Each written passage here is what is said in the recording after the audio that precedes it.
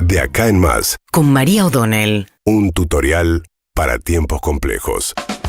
Anoche Javier Milei habló con Esteban Trebuch, uno de sus elegidos cuando tiene que dar notas en medios de televisión, que son sus dos vías de comunicación, ¿no? Un poco las redes y algunos periodistas que son siempre los mismos.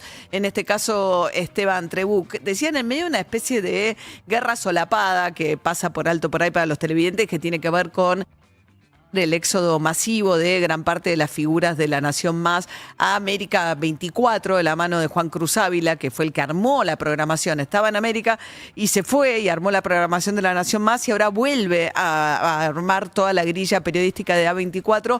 Un grupo de medios mucho más ligado a Massa por la amistad tan grande de Vila, el accionista mayoritario, con Sergio Massa, pero que va a cambiar mucho porque van a desembarcar con Juan Cruz Ávila a gran parte de las figuras de La Nación Más y algunos periodistas también de TN, con lo cual ahí es un fin de año con mucho movimiento entre esos tres canales que tienen además audiencias. Ahora, bueno, aparece A24 como un jugador que va a ir a disputar también audiencias similares entre los tres canales. Pero bueno, volviendo a Trebuch, anoche Javier Milei habló acerca de la situación económica y en una situación donde se jacta de la estabilidad financiera y imagina que la va a prolongar hasta el año que viene. Milei plantea una situación sobre lo que es la actividad económica que no se corrobora mucho en los datos estadísticos, pero así la presenta Milei.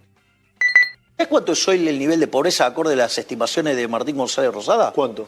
46. Vos te das cuenta, la bajamos 11 puntos. ¿Bajás de la pobreza 11 puntos? Bajamos la pobreza 9 meses en 11 puntos. Sí, a ver, Javier, 9, 10 meses, sí. 11 puntos. Claro. Digo, vos te das cuenta, Sí. ¿no? Digamos, de lo que hicimos. Estamos destruyendo la inflación. No sufrimos en actividad. No sufrimos en empleo. Los salarios reales están por encima de lo que teníamos cuando asumimos. ¿Vos sabés cuánto era el salario básico promedio, digamos, formal, antes de que asumimos? $300. ¿Sabés cuánto es hoy? ¿Cuánto? 1.100. Bueno, Trebuch deja pasar todas esas afirmaciones porque hay una cosa, la pobreza, como por efecto de la devaluación, subió 11 puntos el primer trimestre de este año y después empezó a bajar a medida que se recuperaron los salarios un poco, pero no es que él hace de cuenta que el efecto de la devaluación y la suba fuerte de la pobreza que hubo como resultado no le pertenece y calcula la baja y dice, entonces bajamos la pobreza, que había aumentado con el salto. Después dice, no sufrió el empleo, sí, hay una pérdida de empleo del sector privado. Es cierto que no sufrió en la medida en que muchos hubiesen pensado, pero hay una pérdida de empleo que está registrada además por las bajas en la ANSES, en los aportes patronales. Después dice, los salarios reales están por encima de cuando asumimos. Eso tampoco es cierto, hay una situación bastante heterogénea. El sector público perdió el 20% por el efecto motosierra. El sector privado sí está ganando, incluso en algunos casos por arriba de la inflación, y hay una discusión porque hay mucho rezago estadístico respecto a qué está pasando con el empleo informal. Pero habitualmente cuando cae la actividad, cae el empleo informal. Pero con relación al sector privado, es muy interesante lo que está pasando. Salió un informe de la consultora de Hernán Lacunza, que fue el último ministro de Economía de Mauricio Macri. La consultora se llama Empiria. Y lo que cuenta Hernán Lacunza, que muestra un panorama mucho más heterogéneo que el panorama del cual habla Javier Milei, dice que, porque Milei además compara, claro, el salario en dólares, pero el punto del salario lo importante es qué pasa con el poder adquisitivo. O sea, cómo evolucionó el salario en pesos contra la evolución de la inflación en pesos. Y aún el sector que mejor luchó contra la inflación, que es el sector del empleo registrado, tiene un problema distinto que tiene que ver con el salario disponible. El salario disponible es el que le queda a una familia después de pagar los servicios públicos.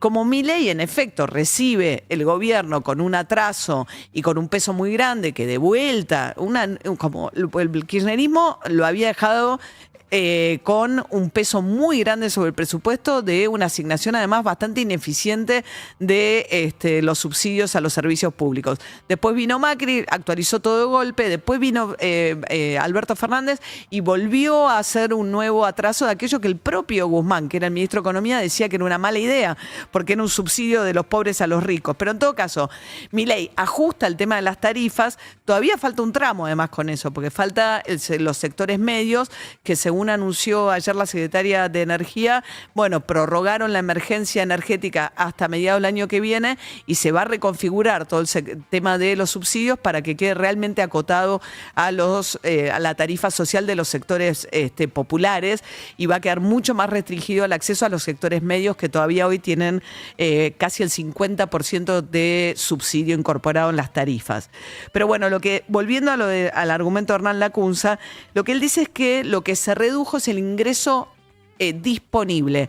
¿Por qué? Porque aún los salarios del sector registrado que le fueron acompañando la inflación, o que ahora están incluso quizás a la par o un poquito por arriba sobre lo que fue la inflación de estos meses del gobierno Milei, tienen mucho menos salario disponible. ¿Por qué? Porque una gran parte, dado los incrementos de las tarifas, va a pagar tarifas. Dice, si en noviembre del año pasado, es decir, antes de la asunción de Milei, a una familia le quedaban 100 pesos, ahora le quedan 86 de sus ingresos. Entonces, es una situación donde no es cierto, porque vos lo escuchás a Milei y decís que el salario subió de $300 a 1.100, decís, bueno, se enriqueció medio mundo. No, aún los que pudieron ganarle en la inflación, y esa es la razón que explica que la caída de la economía este año va a ser del 3,5%, pero la caída del consumo duplica esa caída. Con lo cual vos tenés un problema de salario disponible y de una actividad económica que todavía no repunta al consumo. Tuviste un primer trimestre que hubo una caída muy grande, un segundo trimestre que se amesetó, o sea, dejó de caer pero no se recuperó, y un tercer trimestre de una recuperación heterogénea, donde algunos sectores empiezan a recuperar, pero con este problema que aún los salarios que lograron acompañar la inflación, están las familias, salvo los sectores altos que tienen otro comportamiento, pero esas familias tienen menos salario disponible. Va a ser un dilema porque el año que viene es año electoral. Creo que Milei resolvió uno de los temas, que es mantener el dólar planchado como ancla para la inflación, para seguir bajando la inflación, que va a ser su principal arma electoral, ¿no? En términos de decir, bueno, ¿qué es lo que logré en este tiempo? Estabilizar la economía y producir una baja de la inflación muy significativa. Y lo otro que quedó claro ayer para algunos en el recinto de la Cámara de Diputados, que la otra parte de la estrategia de Milei, por un lado lo charlábamos ayer, es incorporar a los sectores más radicalizados, los libertarios, a las listas electorales. Tipo el Gordo Dan, Daniel Parisi, ayer decía, y lo escuchábamos a el jefe de gabinete decir que puede ser una gran incorporación a las listas. Pero más allá de la radicalización, es polarizar. ¿Con quién? Con Cristina Fernández de Kirchner. Esa es la sospecha, incluso algunos sectores del PRO, de por qué ayer Martín Menem se apuró a levantar rápidamente, apenas se cumplió la media hora, dijo no hay quórum, levanto la sesión en la que iban a discutir ficha limpia. Ficha limpia es una iniciativa de los Penato, del PRO, que lo que establece es que si un político tiene una condena confirmada en Cámara de segunda instancia, aunque le quede la instancia de la Corte Suprema de Justicia de la Nación, no se puede presentar a elecciones. En ese contexto quedaría fuera de la oferta electoral del año que viene Cristina Fernández de Kirchner, que tiene una sentencia de Cámara de 6 años de prisión e inhabilitación para ejercer cargos públicos.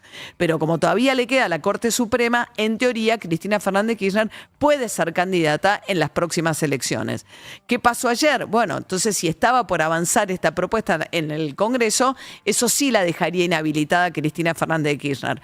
Los libertarios bajaron ayer al recinto, pero no hicieron un enorme esfuerzo. De hecho, hay algunos diputados del peronismo, tipo los tucumanos, de Jaldo, que suelen cada vez que necesitan más números los libertarios o el propio gobierno habla con los gobernadores y consigue esos números para que den quórum o para rechazar una insistencia del Congreso para sostener un veto, digamos, son aliados a los cuales cuando los necesitan se habla con los gobernadores y logran que se sumen a las iniciativas oficialistas. En este caso no bajaron, por ejemplo, los tucumanos. Entonces la sospecha era, en realidad, los libertarios acompañaron al PRO, pero no hicieron ningún esfuerzo para que prospere esta ley en la Cámara de Diputados, porque quieren que Cristina Fernández de Kirchner sea la candidata el año que viene en la provincia de Buenos Aires, apostando que a la polarización. De este lado nosotros, enfrente los Cuca, los K. En el medio no hay nada. Ayer Milei se refería en esta nota también con Trebuch a Cristina Fernández de Kirchner en estos términos. Cristina también, digamos, o sea, Cristina es deplorable. Sí. ¿Te pusiste contenta con la condena o no? No me corresponde, digamos, a mí expresar sentimientos sobre el tema, menos siendo el Poder Ejecutivo. Digo, lo que sí me gusta es que el Poder Judicial avance sobre cosas que en otros casos no han avanzado nunca. La han tirado a la tribuna siempre. Y si hay algo que a mí me congratula es que durante este gobierno se condenó a Irán por los atentados Es verdad. que han cometido en Argentina y se ha condenado a Cristina Fernández de Kirchner. Viste que hay una discusión en Argentina si a este gobierno le conviene enfrentar... Bien, ahí estaba, ahí le preguntaba justamente, entonces dicen, bueno, a ustedes les conviene que esté Cristina Fernández de Kirchner enfrente. También decían que el PRO, porque decía algunas leyes, algunas investigaciones avanzan y otras no. Bueno, también ayer los kirchneristas decían, total, al PRO nunca lo van a condenar a nadie porque las causas contra el PRO no avanzan en Comodoro Pi. Y como ponían como prueba el hecho de que Pepín González, el máximo asesor de Mauricio Macri en temas judiciales, que estuvo 3 años prófugo en el Uruguay porque estaba pendiente una causa judicial que investiga la jueza Cervini, en la cual está acusado de haber extorsionado al grupo Indalo, que es el grupo S5N, diciéndole que cambiara la línea editorial o que los iban a meter presos. Esa causa judicial lo amenazaba con meterlo preso y pidió, de hecho, asilo en el Uruguay Pepín, y finalmente cuando quedó despejada la situación y supo que no iba a quedar preso al volver a Buenos Aires, ayer regresó Pepín y se presentó en los tribunales.